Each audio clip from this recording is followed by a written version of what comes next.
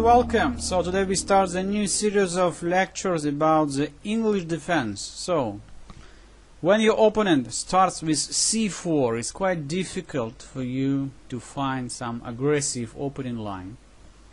So the reason is quite easy. So white is not giving you any opportunity to counterattack his center, but trying to play very solid.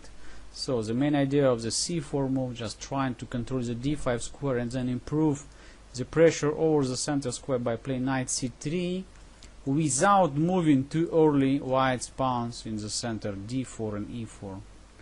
So one of the greatest response on c4 move, of course, we call the e5 line, which is one of the most often, I would say, chooses from black side when we have the Sicilian defense but with the reverse colors. So after c4 e5, just similar position like after e4 and c5, but here of course white is having extra tempo and a different line here, of course, to play c5, so which leads to the classical English position. However, one of the interesting and quite rare line here is to play b6.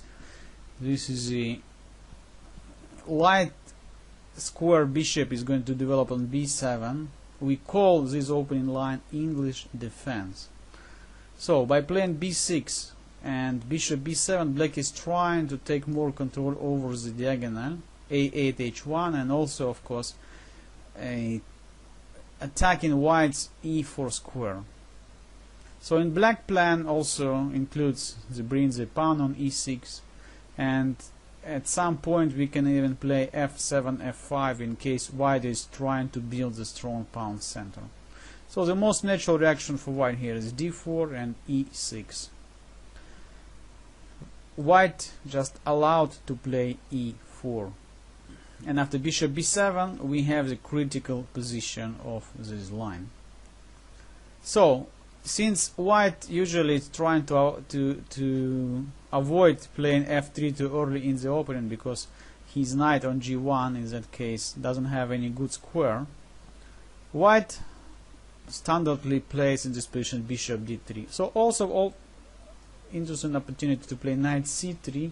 However, black continued developing in the Nc3 Indian style. So bishop goes to b4, threats the knight on c3. At the same time, now the pawn on e4 is under attack.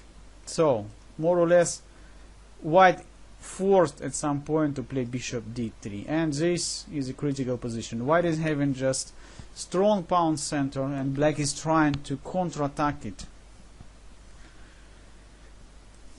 f7 f5. So here we are. Here is the first and the most important position of the English defense. Black is trying to destroy white center completely thanks to the tactical problem. So white has hanging pawn on g2 in case of e takes f5. However, the move f5 usually we never recommend to play in the opening because it opens too much the black's king side, and especially when white's queen would come to h5 with a check, the threats against the black's king could become just too dangerous.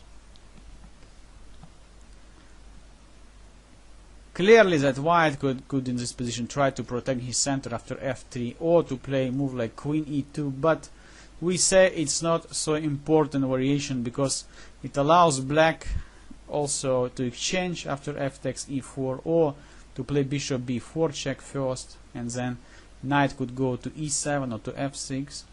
So after queen e2, more or less black's position is quite okay. The most principal and most interesting continuation is a rook sacrifice. So that's why we call this opening line the English gambit line in the English defense. E takes f5. So this is the main point. White is allowed black to capture the pawn on g2. However, after bishop takes g2, the queen is finally coming